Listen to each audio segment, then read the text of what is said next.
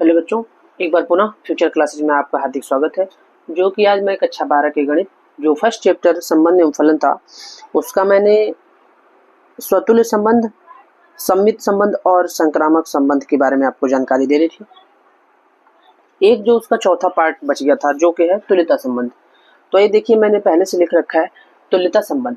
तुल्यता संबंध किसे कहते हैं? तुल्यता संबंध का मतलब ये हो गया कि इसके अंदर ये तीनों संबंध आते हैं।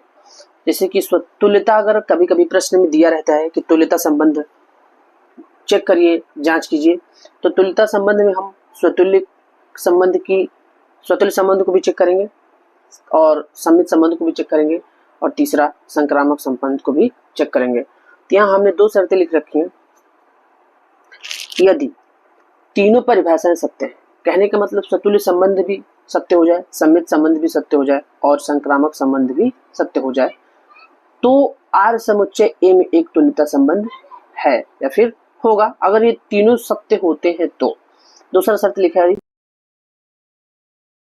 कोई एक भी परिभाषा सत्य हो गई। तीनों का मतलब ये जो हमारा दे रखा है स्वतुल्य, सम्मित और संक्रामक, इन तीनों में से कोई एक ने भी कहा कि हम नहीं है, तो आर समुच्चय ए में एक तुल्यता संबंध नहीं होगा। तो यहां तक शायद कंप्लीट हो गया है। तो आइए चलते हैं प्रश्नावली 1.1 पे। हमने बेसिक कंप्लीट करा दिया है। तो ये जो प्रश्नावली 1.1 है, तो उसका आज हम क्वेश्चन सॉल्व करेंगे। तो क्वेश्चन नंबर जो 1 है, क्वेश्चन नंबर फर्स्ट में टोटल इसके 5 पार्ट हैं। कहने का मतलब पहले वाले क्वेश्चन में 5 प्रश्न दिए गए हैं, तो हमने यहाँ आपके समक्ष क्वेश्चन नंबर केवल 1 लिख रखा है। एक को हम सॉल्व कराने का प्रयास करेंगे। तो ये पढ़ते हैं क्वेश्चन को। क्वेश्चन पहला दिया है, निर्धारित कीजिए कि क्या निम्नलिखित संबंधों में से प्रत्येक स्वतुल्य, सम्मित तथा संक्रामक है। हमें केवल इसमें इतना बताना है कि प्रत्येक यानी तीनों हमें चेक करना है इस प्रश्न में, स्वतुल्य, सम्मित, संक्रामक संबंध है या नहीं है। तो जो इसका फर्स्ट पार्ट दिया है, आइए देखते हैं। हमने आपको पहले बता दिया था कि जो भी क्वेश्चन दिया होगा उसमें समुच्चय दोनों मिलेंगे, मीन्स ए भी मिलेगा, समुच्चय ए मिलेगा और संबंध एक मिलेगा।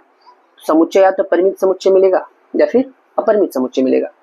तो दिया हुआ है समुच्चय ए 1, 2, 3 डॉट डॉट डॉट 13 14 तक है, 13 से 14। देखिए इसका हमें अंतिम पता है, 14 तक दिया है, मीन्स ये आपका कौन सा समुच्चय हो जाएगा? परिमित समुच्चय में संबंध आर इस प्रकार है कि आर दिया है महिला कोष्टक x, y सच दैट, इसको हम क्या बोलते हैं? सच दैट, इंग्लिश में सच दैट 3x - y बराबर 0। तो आइए हम इसको सॉल्व करते हैं।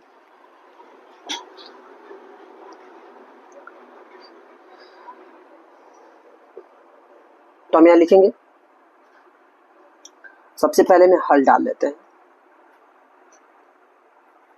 तो दिया है, मैं लिख लेते हैं। दिया है ए हमारा दे रखा है, 1 से कहां तक है? 14 तक है। तो हम लिखेंगे 1, 2, 3, 4, 5, 6, 7, 8, 9, 10, 11, 12, 13 और 14। तो ये देखिए, ये समुच्चय हमारा कौन सा समुच्चय होगा? परिमित समुच्चय होगा। तो आइए हम यहाँ अगर लिखना चाहें तो हम लिख देते हैं, ये कैसा समुच्चय है? परिमित समुच्चय है। परिमित समुच्चय हमने आपको बता दिया भाई, जिसका लास्ट पता हो उसे हम परिमित समुच्चय बोलेंगे। अब हमारा जो संबंध दिया है आर, आइए उसको देखते हैं। आर संबंध दिया है x, y सच दैट, ये किसका सिंबल है? सच दैट का। लिखा 3x - y बराबर 0। तो यहाँ क्वेश्चन में कुछ अधूरा दिया है, उसको हम पूरा कर लेंगे। जहां लिखेंगे, जहां x, y, देखिए x और y दिया है, तो यहाँ लिख लेंगे x, y belong to a। तो यहाँ पे 11th क्लास में ये जो कमा लगा लगा के लिखा गया है, इसको हम सारणी विधि बोलते हैं। अगर उसमें क्वेश्चन में सच दैट आ गया, सच दैट का मतलब कौन सी विधि हो जाएगी? प्रतीकात्मक विधि हो जाएगी। तो आइए हम यहाँ से संबंध बनाते हैं शर्त को देख के। शर्त हमारा क्या दिया है, देखिए यहाँ पे इन चीजों को तो हम LHS लिख लेते हैं। LHS हमारा है 3x माइनस वाई और RHS हमारा क्या है 0। तो हमें ऐसा मान लेना है x का। अब देखिए यहाँ पे x और y दोनों दिया है, तो हमें यहाँ जो समुच्चय A है यहाँ से जो भी अवयव लेने हैं वो x के लेने हैं। अब हम यहाँ से यदि x के अवयव लें तो x का अवयव लेंगे तो क्या होगा, चलिए मान लेते हैं हम पहले यहाँ 1 ले लेते हैं। अगर हम यहाँ 1 लेते हैं तो 3 गुणे 1, तो 1 लेते हैं तो हम y का मान अपने पास से क्या रखें कि क्या हो जाए, वो 0 हो जाए। मीन्स हमें RHS मिलना चाहिए। तो RHS लाने के लिए 3 1 कम 3 हुआ, तो हम जब यहाँ 3 रखेंगे तो क्या होगा, 0 हो जाएगा। तो हमारा RHS आ जाएगा। तो जो हमारा R बन के आएगा वो क्या बन के आ जाएगा भाई, जब हमने x का मान 1 लिया तो हमें y की जगह क्या रखना होगा, 3 रखना होगा, 0 मिल रहा है। दूसरी बार हम अगर यहाँ 2 ले लेते हैं, देखिए हम लिख के यहाँ पे टोटली दिखा नहीं सकते। अगर हम यहाँ पे 2 लेते हैं तो 2 लेंगे तो 3 दूनी 6 हो जाएगा। तो हमें क्या लेना पड़ेगा 6, तो क्या मिलेगा 2 कामा 6। फिर तीसरी बार अगर हम 3 ले लेते हैं, x का मान 3 यहाँ से, 3 3 का 9, तो फिर 0 करने के लिए हमें क्या रखना पड़ेगा, y का मान 9 लेना पड़ेगा। तो 3 का मान कितना हो जाएगा 9। फिर देखते हैं अगर हम 4 लेते हैं तो 4 3 12, तो 4 लेंगे, 4 3 12, हमें फिर क्या रखना पड़ेगा 12 रखना पड़ेगा, तब ये 0 होगा। अगर हम 5 लेते हैं, अगर हम यहाँ 5 रखें तो 5 क्या हो जाएगा, 5 3 15। तो हमने x का मान तो 5 लिया जो कि a में मौजूद है, लेकिन जब y का मान रखेंगे तो x और y यहाँ देखिए किससे लिया गया है, a से। तो y का मान 15 जो कि यहाँ 14 ही है, मीन्स ये गलत हो जाएगा, फिर हम उसे नहीं लिखेंगे। तो हमारा इतना ही रहेगा। तो सबसे फर्स्ट हमें क्या चेक करना है, यहाँ पे सबसे पहला स्वतुल्य चेक करना है। देखिए स्वतुल्य संबंध, स्वतुल्य संबंध चेक करना है। तो स्वतुल्य संबंध में हमने आपको बोला था पेन कहां से चलाते हैं, ए से, मीन्स समुच्चय से। तो यहाँ हम पहला अवयव लेंगे 1।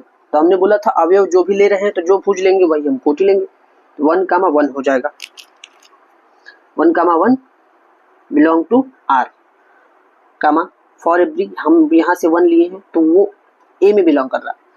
तो अब ये देखिए जो 1 कामा 1 है वो R में कहीं दिख रहा है आपको, नहीं दिख रहा, तो यहाँ क्या आ जाएगा नॉट बिलोंग टू। और जब नॉट बिलोंग टू आ जाएगा तो हम लिख देंगे R समुच्चय A में स्वतुल्य संबंध नहीं है। अब इसका जो सेकंड है, अब यहां सिद्ध हो गया कि भाई ये स्वतुल्य नहीं है, हमें तीनों चेक करना है। दूसरा क्या होगा हमारा सम्मित संबंध। तो चलिए सम्मित चेक करते हैं। सम्मित के लिए क्या बताया था, पेन हमें कहां से चलाना, बेसिक में मैंने सब जानकारी दे रखी है भैया। जब तक आप बेसिक चीजों को नहीं समझेंगे आपको क्वेश्चन समझ में नहीं आएगा। तो सम्मित में आपको पेन कहां से चलाना है, सम्मित में आपको पेन संबंध से चलाना है। तो संबंध हमारा ये रहा। तो हम यहाँ अगर लेते हैं 1 कामा 3, 1 कामा 3 ले रहे हैं तो A तो R में है, इससे हमारा कोई मतलब नहीं है, ये हमें यहां से लेके चलना है। इम्प्लाइज दैट 3 कामा 1 कामा 3 लिया, अब अगर हम इसको पलट देंगे 13 से क्या बन जाएगा 31 बन जाएगा, बिलोंग टू R। तो हम देखेंगे कि इस R में मिल रहा 13 लिया था, इसको हमने चेंज किया, मतलब बदल दिए, भुज को कोटि कर दिया और कोटि को भुज कर दिया, तो 31 हो गया।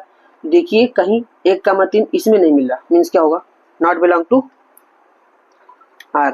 हम लिख सकते हैं जहां 1 कामा 3 लिखे हैं 3 कामा 1 लिख दे, बिलोंग टू A। तो ये भी R में मौजूद नहीं है, तो हम फिर से लिख सकते हैं R समुच्चय A में सम्मित संबंध नहीं है। ठीक, अब ये भी हो गया। अब हमें थर्ड चेक करना है संक्रामक संबंध। संक्रामक संबंध। तो हमें संक्रामक संबंध बताना है, तो संक्रामक संबंध बताने के लिए हम क्या करेंगे, संक्रामक संबंध में क्या था, संक्रामक संबंध में भी हम पेन कहां से चलाते हैं, आर से ही। तो आर हमारा ये लिखा है, देखिए आर यहाँ पे है, आर देखिए आर 1,3 है, तो हम यहाँ लिखेंगे 1,3, 1,3 हो गया, बिलोंग टू क्या लिखेंगे हम, आर। अब हमें यहाँ पे ऐसा लेना है जो कि ये इसका जो कोटि है लास्ट वाला पॉइंट वो 3 है, तो आर में देखना ऐसा कोई बिंदु है जो 3 से स्टार्ट हो रहा हो। देखिए ये रहा 3 से स्टार्ट हो रहा है, तो हम लिखेंगे 3,9 बिलोंग टू आर। हमने कहा ये प्रश्न में लेके चलना है, अब हमें मिलेगा इम्प्लाइज दैट। अब हम इम्प्लाइज दैट का सिंबल लगा दिए, तो ये वाला इसका लास्ट और इसका फर्स्ट छोड़ देंगे, क्या हो जाएगा 1,9 बिलोंग टू आर। तो देखिए अगर ये आर में मिल जाता है तो संक्रामक संबंध सिद्ध हो जाएगा, नहीं मिलेगा तो संक्रामक संबंध सिद्ध नहीं होगा। हम लिखेंगे जहां 1,3,9 बिलोंग टू ए, ये जो भी हम 1,3,9 लिए ए में मौजूद है। तो ये जो 1,9 है देखिए 1,3, 2,6, 3,9, 4,12, जो कि 1,9 इस आर में नहीं है, तो हम लिखेंगे नॉट बिलोंग टू। तो ये हो जाएगा आर समुच्चय ए में एक संक्रामक संबंध नहीं है। हमने 3 जगह लिख दिया, अब हम अतः केवल एक ही जगह लिखेंगे, अतः हम बार बार नहीं लिखते, अतः केवल एक जगह लिखते हैं, अतः में सभी आ जाएगा। अतः आर समुच्चय ए में न स्वतुल्य है, न स्वतुल्य है, न सम्मित है और न ही संक्रामक संबंध है। इस प्रकार ये पहला का जो पहला भाग था वो कंप्लीट हो गया है। तो आज के लिए बस इतना ही, धन्यवाद।